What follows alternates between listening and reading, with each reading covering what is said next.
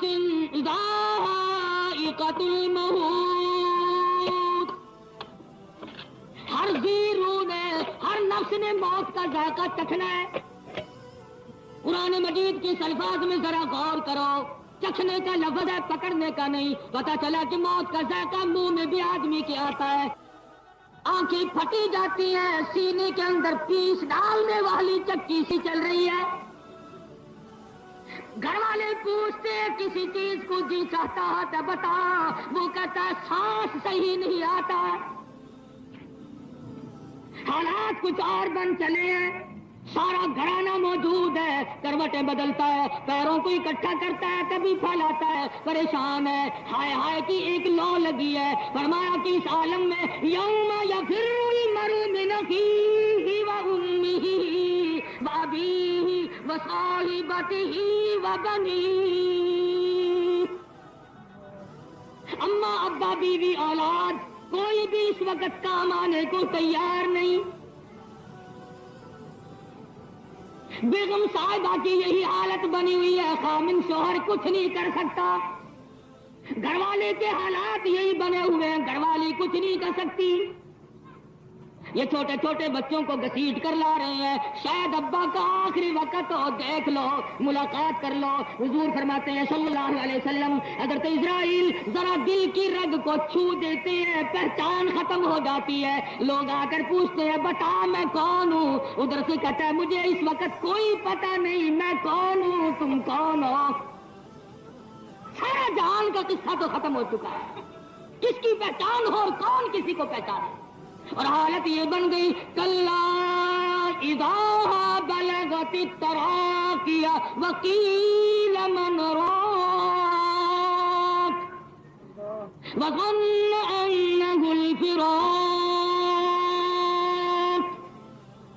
والتفت الساق بالساق الى ربك يومئذ المساق۔ ہاتھ لگا لگا کر کے دیکھتے ہیں پیروں کو، ٹھنڈے ہونے شروع ہو گئے، پنڈلیوں کی جان نکل گئی۔ حضور فرماتے ہیں کبھی کبھی گھٹنوں میں جان روک دی جاتی ہے، یہاں روک کر مزید تکلیف پہنچاؤ۔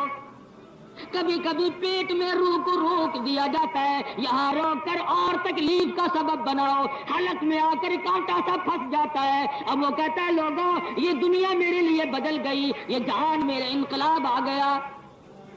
ہزاروں کے مالک تھے، کروڑوں کے مالک تھے، آج لاوارث ہو گئے، مکھی بیٹھ جائے اڑا نہیں سکتا۔ جس کے ایک ٹیلی فون سے پورے ملک میں بھگدڑ مچ جایا کرتی تھی، آج محتاج ہوا پڑا۔ ایک آرڈر سے پوری فوج تیاری میں آ جاتی تھی، کمانڈر صاحب ہیں، بریگیڈیئر صاحب ہیں، کرنل صاحب ہیں، موت آئی، محتاج ہے، مکھی بیٹھ جائے اڑانے پہ قادر نہیں۔ ارے جان نکلتے نکلتے بھی حالات یہ بنے، پیروں کے انگوٹھے بھی دوسرا آدمی باندھ رہا ہے، جان نکلتے ہوئے منہ پھٹ گیا دوسرا آدمی بند کر رہا ہے، آنکھیں چر گئی، ہاتھ دوسرے آدمی نے رکھ کر آنکھوں کو نیچے کو دبایا۔ وہ آنکھیں جو غیر محرم عورتوں کو دیکھا کرتی تھی، وہ آنکھیں جو رات دن تماشے دیکھا کرتی تھی، وہ آنکھ جو حسن و جمال کے نظارے کیا کرتی تھی، آج اس کی پتلیاں بدل گئی، آج وہ پھٹ چکی ہے، آج وہ بے نور ہو چکی ہے، آج وہ کسی دوسرے کی محتاج بن چکی ہے۔ شور اعلان کر دیا گیا، اطلاع کرو بھائی، حیدرآباد والوں کو بھی خبر دے دو جلدی آ جائیں، فلاں آدمی مر گیا۔ مرنے والا مر گیا، باقی لوگوں کو سب دھندا مل گیا کہ یہ کام کرو، کفن تو لانا، خوشبو تم لانا، یہ کرنا وہ کرنا۔ تیاری ہوئی، لے آئے اٹھا کر تختے پہ اتار لیا، آئے جس تختے کو کبھی ہاتھ نہیں لگایا کرتا تھا آج اس تختے پہ لیٹا ہوا ہے۔ نہلانے والے کے کندھے پہ اگر کبھی تختہ دیکھا تو سر جیسی جان میں ہو جایا کرتی تھی، پتہ نہیں یہ تختہ کس کے لیے چلا ہے، اور آج تختے پہ اپنا نمبر آ گیا۔ دو ہی تو چیز ہے دنیا میں، ایک تخت ایک تختہ، تخت کے پیچھے دنیا پھرتی ہے، تختے کے لیے کوئی بھی تیار نہیں، تختے کے لیے کوئی تیار نہیں، اللہ میاں زبردستی لاتے ہیں، ورنہ مرنے کو کون تیار ہے؟ 100 سال کی عمر گزر جائے پھر بھی کہتا 2-4 سال اور یوں ہی رگڑا لگاتا رہو، 2-4 سال مجھے اور بھی ملنے چاہیے۔ دانت نہیں رہے، ہاتھ ہلنے لگ گئے، پیروں سے چلا نہیں جاتا. بڑے مشکل لوگ ملتے ہیں جو کبھی یوں کہتے کہ مولانا دعا کرو اللہ میرا ایمان پہ خاتمہ فرمائے، بلکہ یوں کہیں گے مولانا دعا کر دیجیے اللہ صحت اور تندرستی عطا فرمائے، 2-4 سال ذرا اور زندہ رہو. اسے خیال یہ ہے کہ میرے بعد سموسے کون کھائے گا. بڑے مزے کر رہا، چلنے سے عاجز ہے، نماز نہیں پڑھی جاتی اور جینے کی پھر بھی تمنا ہے، آرزو ہے دل میں کہ زندہ رہو. سب کچھ بلا کر کے اللہ کو یاد کرتا تو مزے آ جاتے. عمر رسیدہ لوگ پہلے بچ جایا کرتے تھے بعض گناہوں سے، لیکن اب الحمدللہ اللہ کا شکر ادا کرو کہ گھر گھر میں ٹی وی لگی ہوئی ہے، جہاں جوان عورت مرد سب کچھ دیکھتے ہیں. بڑے میاں بھی یہاں پہ میری بھی کرسی ڈال دو، میں بھی ذرا وقت گزار لوں گا. قبر میں پاؤں لٹک رہے ہیں، ابا جی دادا جی کیا فرما رہے ہو؟ ارے مجھے بھی وہیں لے جاؤ اپنے پاس، قبر کی تیاری کروں گا. کون کرے تیاری؟ تیاری کرنے والے تو یہ لوگ تھے. ایک صحابی نے ساری رات کروٹیں بدلی. بیٹی نے پوچھا ابا جان نیند نہیں آتی؟ فرمایا بیٹی جو قبر کا عذاب محمد مصطفیٰ صلی اللہ علیہ وسلم کی زبان سے سن چکا اسے نیند کیوں کرائے؟ کیسے نیند کروں؟ امام شافعی رحمہ اللہ نے اپنی بیٹی سے فرمایا بیٹی تیری آنکھیں خراب ہوگی، چندی آ گئی ہے، تو اللہ اللہ ساری رات کرتی ہے، قرآن پڑھتی ہے، کچھ دیر آرام کر لیا کر.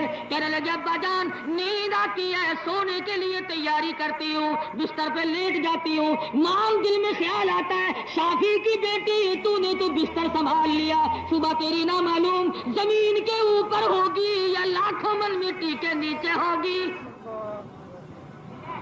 پھر نیند اکھڑ جاتی ہے. اللہ سے ڈرنے والوں کی آنکھیں بے شمار بزرگوں میں سے ایسے ملیں گے، آپ تذکرے پڑھ پڑھ کر کے دیکھیں، خدا کی قسم رو رو کر آنکھوں کی بینائی ضائع کر. تمہیں کبھی رونا نہیں آیا ہوگا اپنے اعمال کو دیکھ کر، کیوں روئے؟ فرمایا کل من علیہا فان وَيَبْقَى وَجْهُ رَبِّكَ ذُو الْجَلَالِ وَالْإِكْرَامِ. ہر شے فنا ہو جائے گی، نہ کوٹھی رہی، نہ بنگلہ، نہ ایوان صدر، نہ جھوپڑی، نہ مکان، نہ دکان، کوئی شے نہیں رہے گی. اِذَا السَّمَاءُ انشَقَّتْ، آسمان پھٹ پڑے گا. اِذَا الشَّمْسُ كُبِّرَتْ، سورج بے نور ہو کر زمین پہ گر پڑے گا. وَإِذَا النُّجُومُ انكَدَرَتْ، یہ ستارے جو آسمان کو مزین کیے ہوئے زمین پہ گر پڑیں گے. وَإِذَا الْجِبَالُ سُيِّرَتْ، یہ پہاڑ کپاس کی طرح ہوا میں اڑ جائیں گے. وَتَكُونُ الْجِبَالُ كَالْعِهْنِ الْمَنفُوشِ، یہ پہاڑ جو ساری زمین کو کے لیے رکاوٹ بنے ہوئے ہیں یہ ریزہ ریزہ ہو کر ہوا میں اڑ جائیں گے. حالات ایسے بنیں گے یا ایھا الناس اتقوا ربکم ان زلزلۃ الساعۃ شیء عظیم. لوگوں ڈرو اس پروردگار سے جو ساری زمین و آسمان کو تباہ برباد کر دے گا. حالات یہ بنیں گے یوم ترونھا تذہل کل مرضعۃ عما ارضعت، دودھ پلانے والی اماں اپنے بچے کو زمین میں پھینک کے مار دے گی. وَتَضَعُ كُلُّ ذَاتِ حَمْلٍ حَمْلَهَا وَتَرَى النَّاسَ سُكَارَىٰ وَمَا هُم بِسُكَارَىٰ وَلَٰكِنَّ عَذَابَ اللَّهِ شَدِيدٌ. اس طرح پہ مخلوقات پڑی ہوگی گویا کہ ساری زمین بے ہوش پڑی، کلیجے پھٹ جائیں گے، جگر چر جائیں گے. ایک بنسری بجے گی، شہر کے لوگ جنگل کو نکلیں گے، جنگل والے شہر کو آئیں گے. ادھر سے آواز آ رہی ہے، آواز بڑھتی بڑھتی جاندار تمام فنا ہو جائے.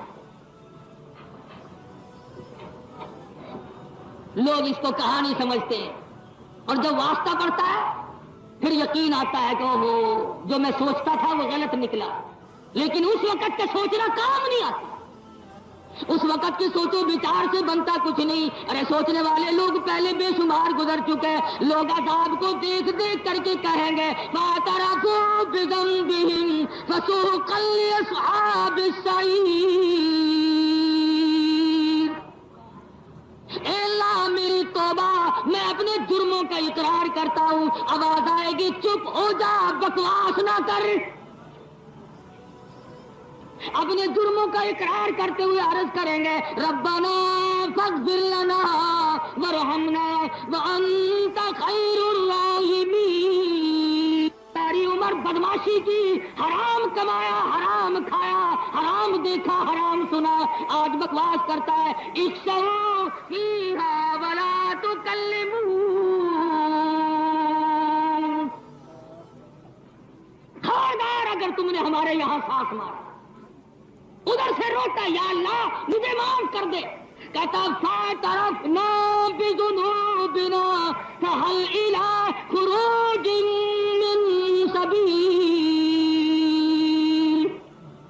یا اللہ تھوڑی سی گنجائش کر دے، سانس تو لے لوں، مجھے تو سانس بھی نہیں آتا۔ ثم لا يموت فيها ولا يحيى، نہ موت آئے گی اور نہ زندگی بنے گی۔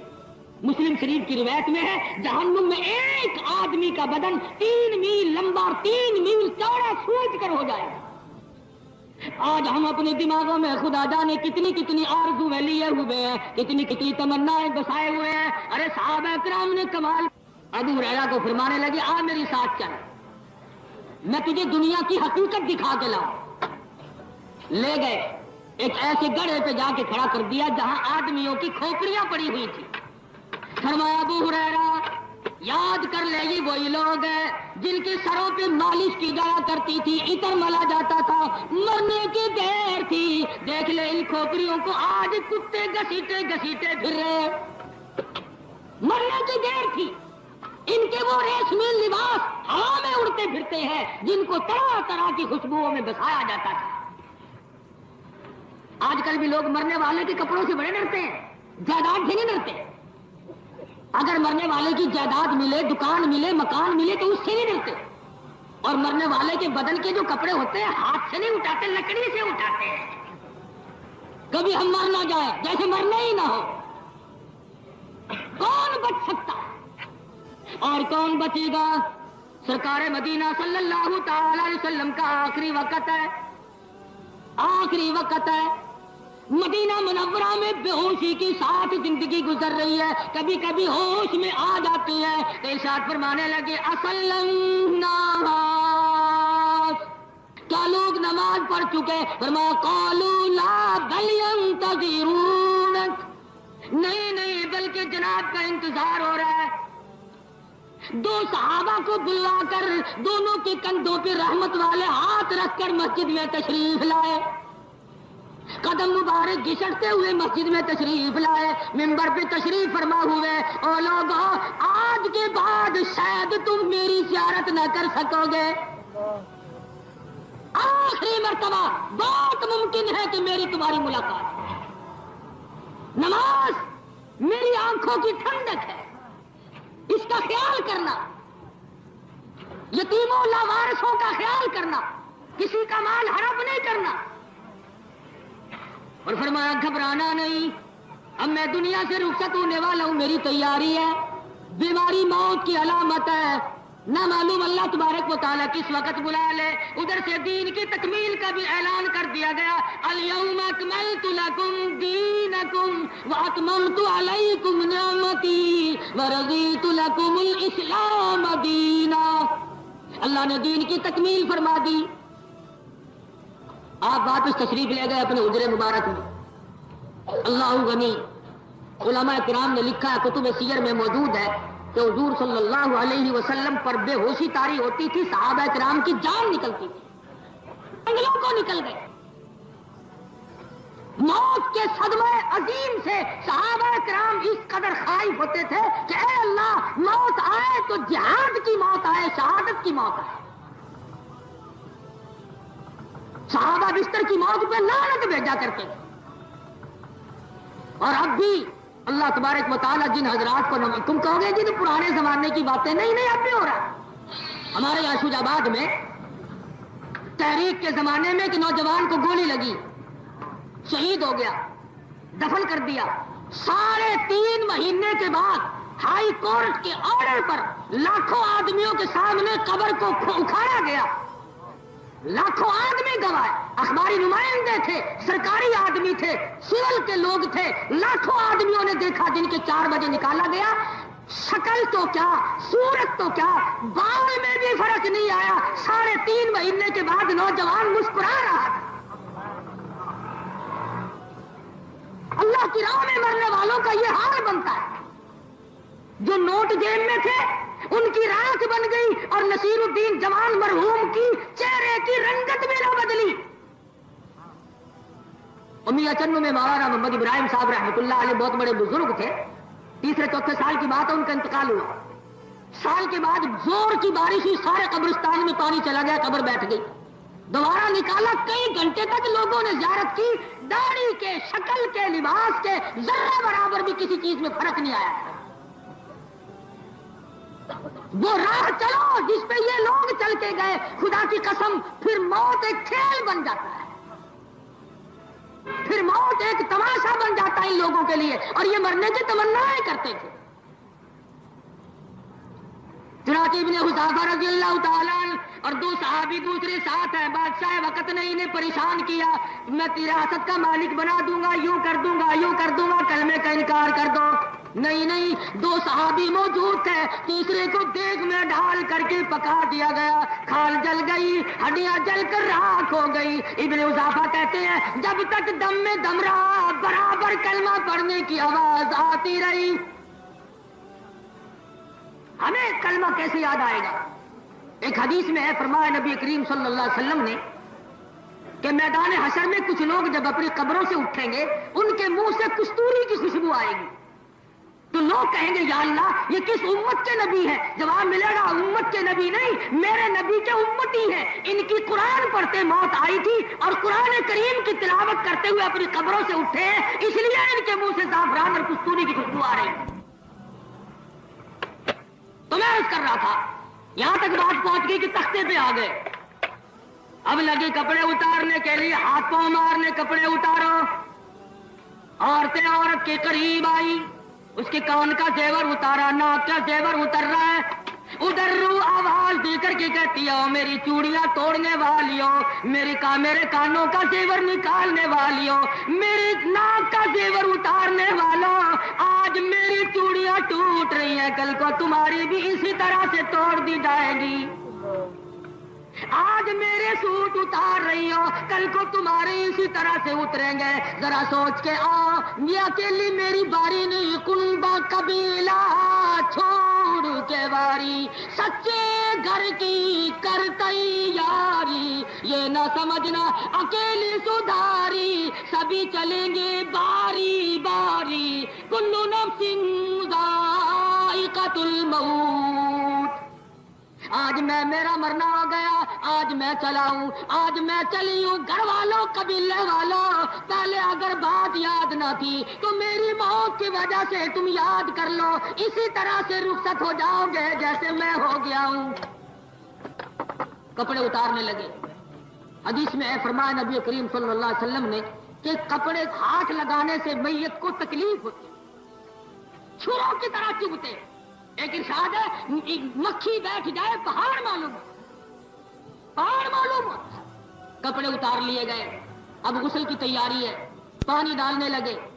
نے کہا آہستہ آہستہ سارے کام کو انجام دو, آج میرا نمبر ہے, کل کو تیرا نمبر ہے, اسی طرح سے مشغلانہ بنانا.